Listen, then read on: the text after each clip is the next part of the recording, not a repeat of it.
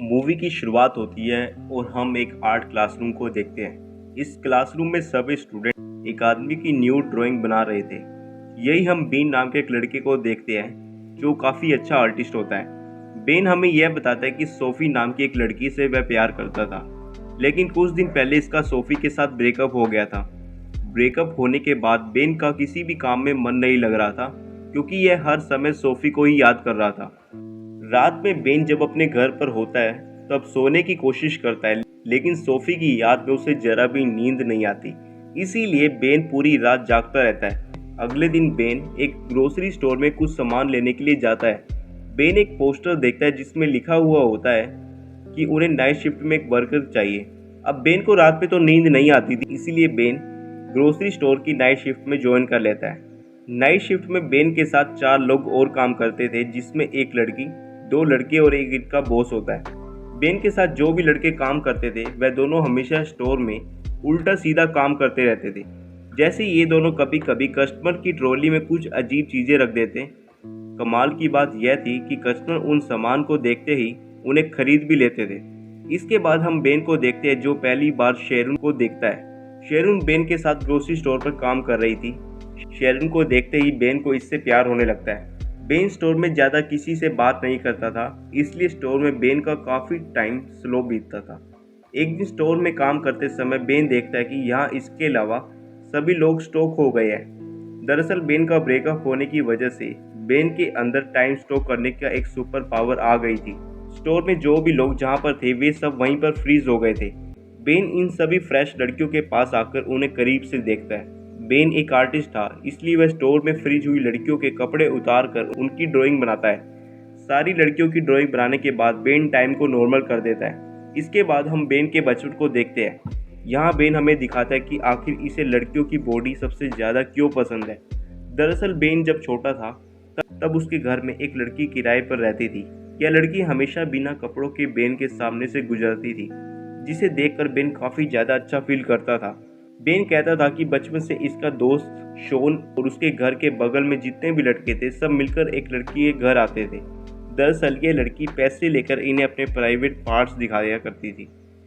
इस लड़की का नाम नताली होता है। बेन कहता है कि जब वह छोटा था तब एक दिन ये शोन के घर शोन के मोम के कमरे में ये दोनों मिलकर अडल्ट मैगजीन्स को देखते रहते हैं। लेकिन तभी घर पर शोन की मोम आ जाती है, जिन्हें देखकर ये दोनों जल्दी ही कमरे के बाहर चले जाते हैं। शोन की मोम जब इन्हें देखती है तो वह देखती है कि शोन और बैन की लूली खड़ी है। अपने पॉइंट्स को खड़ा देखकर ये दोनों ऐसा दिखाते हैं जैसे कि इन्हें इनके बारे में कुछ पता ही नहीं है। इसके बाद हम बैन को देखते हैं जिसके साथ स्टोर में सभी लोग एक फुटबॉल मैच खेलने जाते हैं। बेन की टीम में जितने भी लोग थे वे सब अच्छे से नहीं खेल पाते, जिसकी वजह से बेन की टीम यह मैच हारने लगती है। एक प्लेयर फुटबॉल को इतनी तेजी से किक मारता है कि यह फुटबॉल बेन के बॉस को लग जाती है। बेन इसी समय टाइम को स्टॉप कर देता है। टाइम स्टॉप करने के बाद बेन स्टोर में जाता है और ड्रिंक करता है। बेन को यहाँ कुछ आवाज़ सुनाई देती है। बेन बाहर जाकर चेक करने आता है, तब ये यहाँ किसी और को भी भागते हुए देखता है।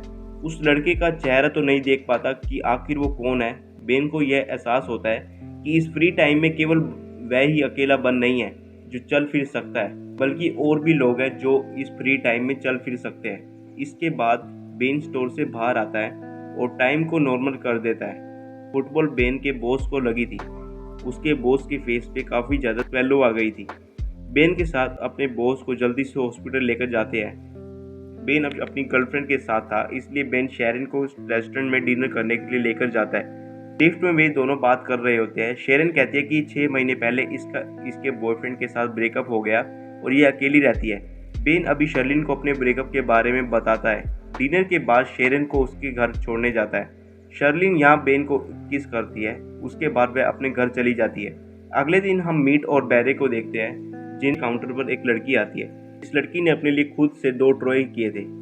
दोनों ट्रॉय को देखकर मैड और बैरी काफ़ी खुश होते हैं। स्टोर का बॉस फुटबॉल मैच हारने के गम को मिटाने के लिए एक पार्टी ऑर्गेनाइज करता है और स्टोर के सभी स्टाफ को पार्टी में बुलाता है। शेरन बेन को अपने साथ बॉस के घर पर पार्टी में चलने के लिए कहती है। बेन भी इसके लिए मान जाता है। वही दूसरी ओर मीट और बैरी बेन को कॉल करते हैं। दरअसल मीट और बैरी बेन के साथ मजाक करने के लिए एक आर्ट गैलरी का ओनर बनकर बात करते हैं। और यह बेन को कल अपने ऑफिस में आने के लिए कहते हैं। बेन को यह पता नहीं था कि कॉल पर मिट और बेरी है, इसलिए यह इनकी बातों पर यकीन कर लेता है। बेन शेरलिन को बताता है कि यह एक आर्टिस्ट है और कल इसे आर्ट गैलरी में जॉब के लिए बुलाया गया है। बेन आर्टिस्ट है यह जानकर शेरलिन काफ़ी ज़्यादा खुश होती है। इसके बाद बेन और शेरिन अपने बॉस के घर पर पार्टी में आते हैं। पार्टी में कई सारे लोग आए थे। पार्टी में बेन की एक्स गर्लफ्रेंड सूफी को भी देखा जाता है। दरअसल सूफी बेन के बॉस के भाई की गर्लफ्रेंड थी, इसलिए यह भी पार्टी में आई थी। सूफी यहाँ से अपने ब्रेकअप के लिए सॉरी बोलता है और कहता है कि यह दोबारा से बेन के साथ रहना चाहती है। सूफी यहाँ बेन को किस करने लगती है। बेन को यहाँ कुछ समझ नहीं आता, इसलिए वह सूफी को खुद से दूर कर लेता है। बेन देखता है कि शेरिन ने इसे सूफी के साथ किस करते हुए देख लिया। शेरिन बेन के ऊपर गुस्सा होकर वहां से जाने लगती है, लेकिन तभी बेन टाइम को स्टॉप कर देता है। दरअसल बेन को शेरिन से प्यार हो गया था, इसलिए यह शेरिन को खोना नहीं चाहता था।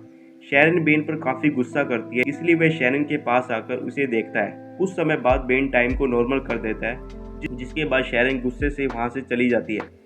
शेरिन के घर पर आता है, लेकिन शेरिन बेन को अपने घर के अंदर नहीं आने देती, क्योंकि वह बेन पर काफी ज्यादा गुस्सा थी।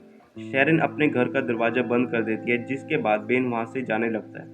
अगले दिन बेन जब स्टोर पर काम करने आता है, तब वह देखता है कि शेरिन तो आज स्टोर पर नहीं आई।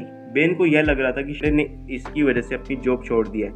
सबसे बेन काफी दुखी होता है। अगले दिन बेन अपनी ड्राइंग को लेकर आर्ट गैलरी में जाता है, जिस आर्ट गैलरी से मैट और बेरी ने बेन के साथ प्रैंक करने के लिए कॉल किया था, वह सच में यहाँ आ जाता है। आर्ट गैलरी का ओनर जब बेन को देखता है तो यह कहता है कि मैंने तो तुम्हें कभी कोई कॉल नहीं किया, तुम यहाँ कैसे आ गए। बेन कहता है कि नहीं सर, मुझे यहीं से कॉल आया था। गैलरी का ओनर कहता है कि ठीक है, अब तुम आ ही गए हो तो अपनी पेंटिंग्स भी दिखा दो। बेन एक एक करके अपनी सारी पेंटिंग्स को दिखाता है, जिसे देखकर ओनर काफ़ी ज़्यादा इम्प्रेस हो जाता है। गैलरी का ओनर बेन के आर्ट से काफ़ी ज़्यादा खुश होता है और अपने सभी फ्रेंड्स को उसकी गैलरी में इनवाइट करता है। बेन शेरलिन को भी इनविटेशन कार्ड भेजता है। शेरलिन जब आर्ट गैलरी में आती है तो ये दीवारों पर सिर्फ अपनी ही ड्राइंग्स को देखती है, जिसे कि बेन ने बनाया था। शेरलिन समझ जाती है कि आखिर बेन इससे कितना ज़्यादा प्यार करता है। शेरलिन बेन को इसकी नई जॉब के लिए कांग्रेस बोलती है। बेन यहाँ पर फिर से टाइम को स्टॉप कर देता है, लेकिन इस बार फ्री टाइम में शेरलिन भी चल फिर सकती है और शेरलिन गैलरी से बाहर आते हैं, जहाँ स्नोफॉल भी हो रहा होता है। स्नोफॉल की खूबसूरती में ये दोनों घूमने लगते हैं और फिर करीब आकर एक दूसरे को किस करते हैं और इसी के साथ इस मूवी का एंड हो जाता है।